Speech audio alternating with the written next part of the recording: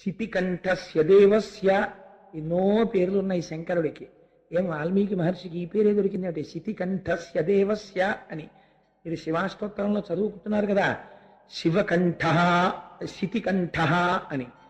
ఏ శితికంఠ అన్న మాట ఎందుకు మాట్లాడాలి? రుద్రాధ్యాయంలో నమో నీలగ్రీవాయ చ శితికంఠాయ చ అని ఉంది. నీలగ్రీవాయ చ శితికంఠాయ చ. నీలగ్రీవాయ చ అంటే కంఠమునందు నల్లని మచ్చ ఉన్నవాడు. ఈ నల్లటి మచ్చ పుట్టుకతో ఉంది అని మీరు చెప్పాలన్న అనుకోండి, ఆయనకు పుట్టుక ఉండాలి కదా. ఆయనకి పుట్టుకుందా? ఆయన ఎప్పుడు పుట్టాడో ఎవరికి తెలియదు. అందరికన్నా ముందు ఆయనే ఉన్నాడంతే లోకంలో, పరబ్రహ్మం తప్ప ఆయనకి పుట్టుకేమిటి?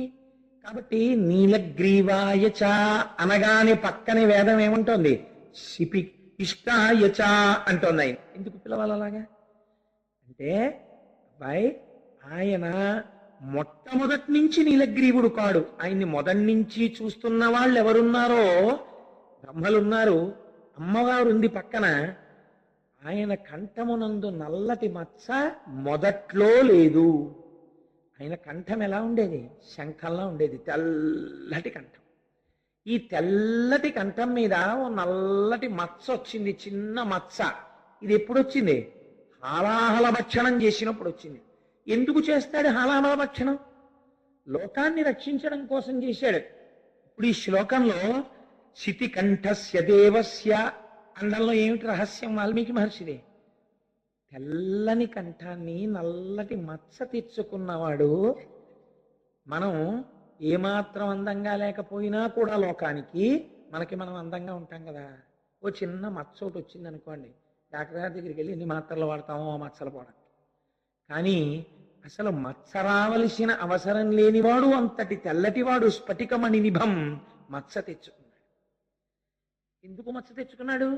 లోకం కోసం హలాహలం తాగి, అంటే సంకేతిస్తున్నారు. లోకం కోసం హలాహలం తాగగలిగిన వాడు ఇప్పుడు లోకం కోసం కుమారుణ్ణి ఇస్తాడు. లోకమనందున్న వారి మర్యాద నిలబెడతాడు. ఎలా నిలబెట్టాలి? బ్రహ్మజ్ఞాని అయినటువంటి సనత్కుమారుడి కోరిక నిలబెట్టాలి. దేవతలకి రక్షణ కల్పించాలి. ఆ కోరిక కోరుకున్నటువంటి తారకాసురుడు కోరినప్పుడు చతుర్ముఖ బ్రహ్మగారు తథాస్తు అన్నారు. తథాస్తు అన్నారు కాబట్టి తన యొక్క తేజస్సులోంచి కుమారుడు పుట్టి తారకాసురుణ్ణి సంహరించగలిగినటువంటి మహావీరుడిగా ఒక కుమారుణ్ణి కనాలి. కానీ ఆ తేజస్సు పార్వతీదేవి యందు ప్రవేశించకుండా ఉండాలి. ఎందుచేత? నీకు మాత్రమే కుమారుడిగా ఉంటాను అని సనత్కుమారుడు అనడం వల్ల పార్వతీదేవి సంబంధం ఉంటుంది. కానీ ఆ తేజస్సు అమ్మవారిలో ప్రవేశించి అమ్మవారి యందు గర్భముగా పెరగడానికి అవకాశం ఉండకూడదు. ఇన్నిటినీ ఏకకాలమునందు నిలబెట్టగలిగిన వాడు. దీనికోసం లోకం తన మీద నిందలు వేసినా మత్సపడ్డానికి సిద్ధంగా ఉన్నాడు. కాబట్టి శితికంఠస్య దేవస్య దివ్యం వర్ష శతంగతం. 100 దివ్య వర్షములు గడిచిపోయినా ఆయనకి కుమారుడు కలగడానికి వీలుగా ఆయన తేజస్సు స్ఖలనము కాలేదు. ఈలోగా ఎక్కడో ప్రారంభం కావాలి కదండి. మరి ముడి విడిపోవడం అన్నది ప్రారంభం కావాలి కదా. మొట్టమొదట శివమాయ ఎవరి మీద ప్రసరించింది? దేవతల మీద ప్రసరించింది. ఇప్పుడు మీరు ఒకటి ఆలోచించండి, అసలు కుమార సంభవం జరిగితే మొదటి ప్రయోజనం ఎవరికి? దేవతలకి కదండి. వాళ్ళు ఊడిగాలు చేస్తున్నారండి తారకాసురుడి దగ్గర. కాబట్టి దేవతలకి మొదటి ప్రయోజనం. కాబట్టి ఎవరు తొందరపడాలి కుమార సంభవానికి? దేవతలు తొందరపడాలి. కానీ దేవతలు శివమాయా మోహితులు అయ్యారు. అలా అయితే తప్ప కథ నడవదు. వాళ్ళు మాయామోహితులై అక్కర్లేని విషయాన్ని దాన్ని మాట్లాడుకోవడం మొదలెట్టారు. వాళ్ళకి అక్కర్లేని విషయం. అది చాలా తప్పు చర్చ. అక్కర్లేని చర్చ ప్రారంభం చేశారు. ఎక్కడ ప్రారంభం చేశారు? బ్రహ్మసభ యందు. చతుర్ముఖ బ్రహ్మగారి సమక్షంలో ఆయన కూడా మాయామోహితుడైపోయాడు. కాబట్టి ఇప్పుడు బ్రహ్మగారి సమక్షంలో వీళ్ళందరూ మాట్లాడుతున్నారు. ఇందులో మీరు గమనించండి, చమత్కారం. విష్ణువు కలవరు. ఎందుకని? నారాయణిగా ఆయన అక్కడే ఉన్నారు, నారాయణుడు. కాబట్టి ఇప్పుడు బ్రహ్మగారు మాత్రం దేవతలతో కలిసి ఒక ఆలోచన చేశారు. ఏమిటి వాళ్ళ బాధ? తతో దేవాః సముద్విగ్నాః పితామహ పురోగమాః యదిహోత్పద్యతే భూతం కస్తత్ ప్రతిసహిష్యతే. వాళ్ళు అన్నారు, శంకరుడంటేనే అంతటి వాడు కదా, అమ్మవారు జగదంబ కదా, అయ్యవారి తేజస్సే కదిలితే జగదంబతో కలిస్తే ఆవిర్భవించబోయేటటువంటి ప్రాణి ఎంతటి తేజోమూర్తి అవుతుంది. అటువంటి తేజోమూర్తి ఈ భూమి మీద నడిస్తే అసలు తట్టుకోగలరా? కాబట్టి ఇప్పుడు అసలు శివ తేజస్సు కదలరాదు. ఇప్పుడు పార్వతీ పరమేశ్వరులు క్రీడిస్తున్నారు. ఎవరు ఏడ్చిన వాళ్ళిద్దరూ క్రీడించాలని, కొడుకు పుట్టాలని. వీళ్ళకి ఇవాళ మాయ కమ్మింది, అక్కర్లేని విషయం నెత్తికేసుకున్నారు. ఇది ఎంతటి మహాపాపం. పెళ్ళైపోయిన వాళ్ళకి పిల్లలు పుట్టకుండా ఉండాలని ఆలోచన చేసి వాళ్ళని వెళ్ళి అడగడం అంటే అసహ్యకరమైన విషయం. ఇంతకన్నా ఇంకా సభాముఖంగా చెప్పడం కుదరదు. కాబట్టి ఇప్పుడు వీళ్ళు ఏం చేశారు అంటే అందరూ కలిసి పరమశివుడి దగ్గరికి వెళ్ళారు. చిత్రం చూడండి, ఆయన ఏ స్థితి యందున్నాడు.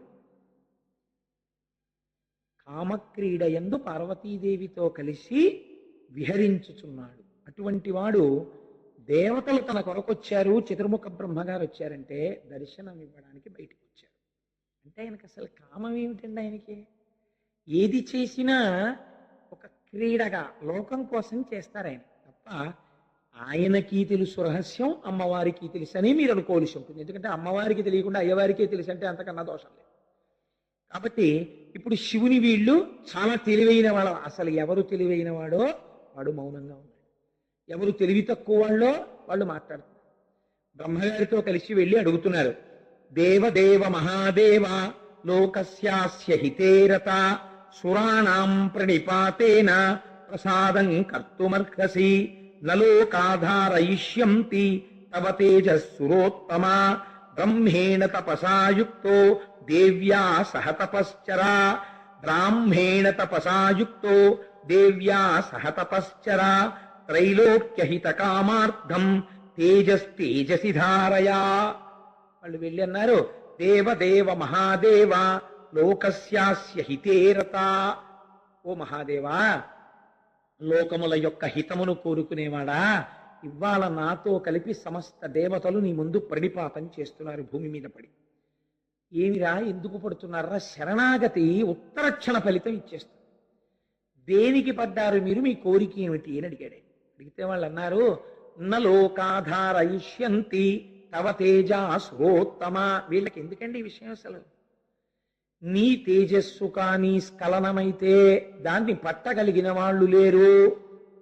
పట్టడానికే కదా వాళ్ళు అమ్మవారికి అయ్యవారికి కళ్యాణం జరగాలని కోరుకున్నారు. మళ్ళీ ఈ అతి ప్రలాపాలు ఎందుకు వీళ్ళకి? అంటే జగదంబ శక్తిని వీళ్ళు ప్రశ్నించగలిగిన వాళ్ళ? అక్కరలేని విషయాలు మాట్లాడిన వాడు ఏ స్థితికి వెడతాడో మీరు చూడండి. మాట ఎంత ప్రమాదాలు తీసుకొస్తుందో. కుమార సంభవమునందు వంశాలు ఆగిపోయాయి, వంశాలు నడిచాయి. సుబ్రహ్మణ్యుడు రాక పూర్వమే ఇది నడిచింది. అందుకే సుబ్రహ్మణ్యుడు వంశమును నిర్ణయించగలిగిన వాడు. కాబట్టి ఏమైంది? నీ తేజస్సు భరించలేరు. కాబట్టి ఈశ్వర, మీ తేజస్సు మీ యందే ఉంచేసుకోండి. మీరు పార్వతీదేవితో విహరణ చేయకండి. మీరు ఏదైనా పర్వత శృంగం మీద కూర్చుని ఇద్దరూ తపస్సు చేసుకోండి. వీళ్ళు సలహా ఎవరికి? శితికంఠస్య నీలగ్రీవస్య. వీళ్ళ కోసం ఒకనాడు హాలాహలం తలితే బతికున్న తుచ్చులు వీళ్ళు అయ్యవారికి అంత సలహా చెప్పారు. నిజంగా మన్మధుడి మీద కాదు ఇప్పుడు తెరవాలి మూడో కన్నా. కానీ నాలాంటి తొంటరివాడైతే మూడో కన్ను ఇస్తే అలా చేసేస్తేనేమో. కానీ మహాదేవుడు కదా, దేవదేవ మహాదేవ. ఆయన ఔదార్యం చూడండి నిజంగా. అందుకనే జగత పితరౌ వందే పార్వతీ పరమేశ్వరౌ. అమ్మ పార్వతీదేవి లాంటిది ఎక్కడుంటుందండి? ఆయనని అనుగమించి ఉండడం అంటే మీరు చిత్రం శుద్ధురు కానీ ఆవిడ భర్తను అడగలేదు ఈ విషయం. ఏమయ్యా, ఇది నాకు జన్మతః సిద్ధించినటువంటి అధికారం, నువ్వు వాళ్ళకి ఈ వరం ఎలా ఇచ్చావు, నా యందు తేజస్సు ప్రవేశపెట్టనని అని అడగలేదు. భర్తని ఎదిరించి అడగడం తెలియనటువంటి జగదంబ లక్షణం నాకు ఉండాలని భర్తనలా అనుగమించి ఆయన మనశ్శాంతికి కారకం కావాలని, సుఖస్థానం కావాలని గౌరీ తపస్సు చేస్తాడు. కాబట్టి చూడండి, వీళ్ళు ఈ మాట చెప్తే శంకరుడు ఒక చిరునవ్వు నవ్వాడు. ఓహో, అయితే నా తేజస్సు స్ఖలనము కాకూడదు, నేను పార్వతీదేవితో విహరించకూడదు, నేను తపస్సు చేసుకోవాలి కదా. దేవతానాం వచశ్రుత్వా సర్వలోక మహేశ్వర ధారయిష్యామ్యహం తేజస్తేజస్యేన సహోమయా త్రిదశాః పృథివీ చైవ నిర్వాణమధిగచ్చతు. ఆయన అన్నాడు, మీరు చెప్పినట్టే నా తేజస్సుని నా తేజస్సులోనే, అనగా దీని ఎందున్న రహస్యం ఏమిటో తెలుసా అండి? రేతస్సుని ఓజస్సుతో కలుపుట అంటే దాన్ని శరీరమునందు అధోముఖంగా వెళ్ళిపోవలసినటువంటి తేజస్సుని ఆ బ్రాహ్మీమయ శక్తి చేత నిలబెట్టగలిగినటువంటి వాళ్ళు ఊర్ధ్వరేతస్కులై వారు అపారమైనటువంటి శక్తితత్వంతో ఉంటారు. కాబట్టి నా రేతస్సుని తేజస్సుతో కలిపి ఓజస్సుగా మార్చి నేను ఆ బ్రాహ్మీ స్థితి అందుంటాను, నేను తపోశక్తితో ఉంటాను. అవి యోగ సంబంధమైన విషయాలు. సౌందర్య లహరిలో కూడా శంకరాచార్యులు వారు మాట్లాడారు వాటి గురించి. కాబట్టి నేను అలా ఉంటాను. దానివల్ల మీరు ఈ భూమి అందరూ సుఖపడెదరుగాక. ఎవరండి బాధపడుతున్నది? భూదేవత బాధపడుతోంది. ఎందుకని పాపిష్టి వాళ్ళు తిరుగుతున్నారు, ప్రధానమైన బాధ భూమిది. కాబట్టి మీ అందరూ సుఖపడెదరుగాక, నా తేజస్సు బయటికి పడకుండుగాక అలాగే ఉంచుతాను. కానీ ఒకే ఒక్కసారి మాత్రం ఆ తేజస్సు బయటికి వచ్చి తీరవలసిందే. ఎందుకని? శివమాయ మోహితులైన వీళ్ళు అడగకూడని మాటలు అడుగుతున్నా, అవతల కుమార సంభవం జరగాలంటే ఆయన తేజస్సులోంచి పుట్టినవాడైతే తప్ప అవతల తారకాసుర సంహారం జరగదు. కాబట్టి వీళ్ళు అడగకూడని మాట అడిగినా వీళ్ళ క్షేమాన్నే దృష్టిలో పెట్టుకుని ఆయన అంటున్నారు, యదిదం క్షుభితం స్థానాం మమ తేజో హ్యనుత్తమం ధారయిష్యతి కస్తన్మే బ్రువంతు సురసత్తమాః. ఆయన అన్నారు, నేను అలాగే ఉంచుతాను నా తేజస్సుని, కానీ 100 దివ్య వర్షములు పార్వతీదేవితో కలిపి నేను క్రీడించిన కారణము చేత స్వస్థానము నుండి కదిలిపోయిన పరమ పవిత్రమైన నా తేజస్సును ఎవరు భరిస్తారో మీలో చెప్పండి అని. ఇది సహజముగా ఎవరి అధికారం? జగదంబ యొక్క అధికారం కదండి. వాళ్ళు ఏం చెప్పాలి అసలు? వెంటనే అయ్యా అది అమ్మవారి అధికారం అండి ఏం చెప్పాలి? చాలా పెద్ద మనస్సుతో వాళ్ళు అన్నారు, యత్తేజ క్షుభితం ఏతద్ధరా ధారయిష్యతి అన్నారు. అంటే వాళ్ళ దృష్టిలో ఇప్పుడు జగదంబ కన్నా భూమి గొప్పదైంది. కాబట్టి వాళ్ళు అన్నారు, అయ్యా నీ తేజస్సు క్షుభితం, ఏది కదిలినదో దానిని మాత్రము ఈ భూమి భరించుగాక. వాళ్ళకి ఎందుకు నమ్మకం? భరించడానికి భూదేవత అంటాం కదండి. ఎంత కష్టమైనా భూదేవి ఓరుస్తుందండి, పాపం ఓర్పండి అంటాం కదా. అందుకని వాళ్ళ దృష్టిలో ఏమిటంటే ఇప్పుడు అది చాలా కష్టం. అందుకని ఆ తేజస్సుని ఓర్చడానికి భూదేవత భరిస్తుంది, కాబట్టి నువ్వు భూమి మీద విడిచిపెట్టేసాయి. అసలు అలా సరే, అది ఆ భూదేవత మీద పడవలసినటువంటి అవసరం. ఇప్పుడు ఏవ ముక్త సురపతి ప్రముమోచ మహీతలే తేజసా పృథివీయేన వ్యాప్త సగిరికానక. ఇప్పుడు భూదేవి మీద శివుడు విడిచిపెట్టాడా? దేవతలు చెప్పిన మాటకి భూమి అంగీకరించినదా? అంగీకరించని భూమి అయితే అన్య స్త్రీ యందు తన తేజస్సు వదిలిపెట్టడం. అంగీకరించినది భూమి, లేకపోతే శివ తేజస్సు వదలబడదు కదా. భూమి అంగీకరించినది కాబట్టి ఆయన తేజస్సు భూమి మీద పడినది. పడగానే అదేం సామాన్యమైనటువంటి తేజస్సా? శంకర తేజస్సు. అది ఉత్తర క్షణం భూమి మీద వ్యాప్తి చెంది ప్రవహించి పర్వతములను, కాననములను, అరణ్యములను అన్నింటినీ ఆక్రమించేసింది. ఆ తేజస్సు యొక్క వెలుతురుకి సమస్త ప్రాణి స్తంభీభూతమైంది. అయిపోగానే ఇప్పుడు వాళ్ళ వెలుతురు చూడగానే వాళ్ళకు ఒక విషయం స్ఫురణకు వచ్చింది. అమ్మ బాబోయ్, ఇదంతా ఏదో కొత్తలోని ప్రారంభం అయిపోయింది అని వాళ్ళు అగ్నిహోత్రుడిని ప్రార్థన చేశారు. దేవతలలో ముందు నుంచి ఉంటాడు ఆయన, కాబట్టి ఆయన్ని ప్రార్థన చేశారు. తతో దేవా పునరిద మూచుశ్చాద హుతాశనం ప్రవిశత్వం మహాతేజో రౌద్రం వాయు సమన్విత. అగ్నిహోత్రుడు తొందరగా వెళ్ళాలంటే వాయువు యొక్క సహకారం ఉండాలి. ఓ అగ్ని, నీవు వాయువు యొక్క సహాయమును తీసుకుని తొందరగా ఈ తేజస్సునంతట్లోకి నువ్వు ప్రవేశించేసి నువ్వు అగ్నిహోత్రుడవు, నువ్వు తేజస్సున్నవాడివి, ఈ తేజస్సును నువ్వే భరించాలి, ఇటువంటి తేజస్సుని. కాబట్టి నీలో నిక్షిప్తము చేయి. ఇప్పుడు అగ్ని ఉంచుకోగలడా తనలో అంటే ఎక్కువ కాలము ఆయన కూడా భరించలేడు. అంటే అంతదాకా కొన్నాళ్ళు మాత్రం అగ్నిహోత్రుడు భరించగలడు. ఇప్పుడు అలా భరించేటట్టుగా అగ్నిహోత్రుని యందు శివుని యొక్క తేజస్సు పదిలము చేయబడినది కదండి. దాని అర్థం ఆయన యందు ఉంచబడినది. ఇలా ఉంచబడిన తరువాత కొన్నాళ్ళు అవ్వలేదు ఇంకాను. అగ్నిహోత్రుడు ఉత్తరక్షణం జరిగిపోయింది. ఇది భూమి మీద పడ్డం, అగ్నిహోత్రుడు వ్యాపించడం, అగ్ని తీసుకోవడం, కైలాసంలో శంకరుడు అలా నిలబడి ఉండడం, ఇది జరుగుతోంది. ఏదో జరిగిందని అమ్మవారి లోపల నుంచి బయటకు ఏం జరిగింది అని ఆవిడ ఉత్తరక్షణం తెలుసుకుంది జరిగిన విషయం. వీళ్ళు ఏం చెప్పారు, ఏ కోరిక కోరారు, ఎవరు శివుడి యొక్క తేజస్సుని భరించారు ఆవిడ గమనించింది. అధశైల సుతారామ త్రిదిశాని దమబ్రవీత్ సమన్యుర శపత్ సర్వాన్ క్రోధ సంరక్తలోచన. చేయకూడని పని చేశారు కాబట్టి నీ మీద శాపవాక్యాన్ని విడిచిపెడుతున్నాను. ఇప్పుడు కుమార సంభవం రక్షణ కాదు, అమ్మవారి శాపం వచ్చింది. అమ్మవారేమంది, యస్మాన్ నివారితా చైవ సంగతి పుత్రకామ్యయా అపత్యం స్వేషు దారేషు తస్మాన్నోత్వా దయిష్యధా. లోకంలో ఏ స్త్రీకైనా ఉండేటటువంటి కోరిక అమ్మా అని పిలిపించుకోవాలని.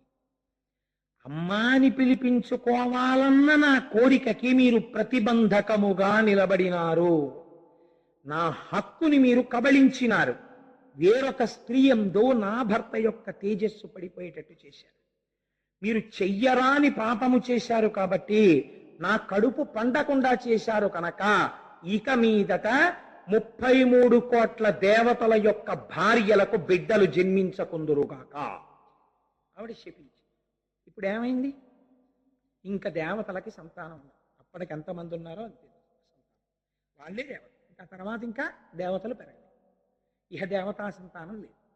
కాబట్టి ఈవిడ ఈ మాట ఎవరినంది, ముందు ఎవరొచ్చి మాట్లాడారో వరుసక్రమంలో తీసుకుంది. దేవతలు కదండి బ్రహ్మగారితో వచ్చి మాట్లాడారు. కాబట్టి దేవతలని ఈ శాపవాక్యం ఇచ్చింది. వీళ్ళు అడిగితే నువ్వెలా పుచ్చుకున్నావు, ఈశ్వర నేను ఎలా పుచ్చుకుంటానా తేజస్సు అని, నువ్వు కూడా ఆడదానివే, నీకు బుద్ధుండక్కర్లా ఎలా పుచ్చుకున్నావు. కాబట్టి ఇప్పుడు భూమి వంక తిరిగావిడంది, అవనేనైక రూపాత్వం బహుభార్యా భవిష్యసి నచ పుత్ర కృతాం ప్రీతిం మక్రోధ కలుషీకృత ప్రాప్యసి త్వం సుదుర్మేధే మమ పుత్రమనిచ్యతే. నాకైతే అనిపిస్తుంటుంది, కుమార సంభవం జరిగితే ఎన్నో రహస్యాలు ఉన్నాయండి. కుమార సంభవాన్ని నిజానికి సభాముఖంగా పూర్తిగా చెప్పడం కొంచెం కష్టమైన విషయం. కాబట్టి ఒక ఆడది అపారమైన వ్యగ్రత ఎప్పుడు పొందేస్తుందో శాస్త్రం చూపించింది. ఈ తప్పు ఏ ఆడది వేరొక స్త్రీ యొక్క పురుషుడి విషయంలో చేయాలి. కట్టి కుడిపేస్తుంది కొన్ని తరాల వరకు అలాంటి పాపం. కాబట్టి ఏమైంది, ఎప్పటికీ భూమికి ఏ పరిస్థితి వచ్చిందో చూడండి. ఆవిడంది, అవనేనైక రూపత్వం, నీవు అనేకమైన రూపములను పొందుతావు. ఎలాంటి రూపాలు, ఒకే భూమి, ఒక చోట చౌడు నేల, ఒక చోట సారవంతమైన నేల, ఇలా రకరకాలైనటువంటి రూపాల్ని పొందుతావు. అనేకమైన రూపాల్ని పొందుతావు. బహుభార్యా భవిష్యసి, నీకు చాలా మందికి నువ్వు భార్య అవుతావు. ఇది చాలా దారుణమైన విషయం కదండి. అనేక మందికి ఒక్క కాంత భార్య కావడం ఏంటి?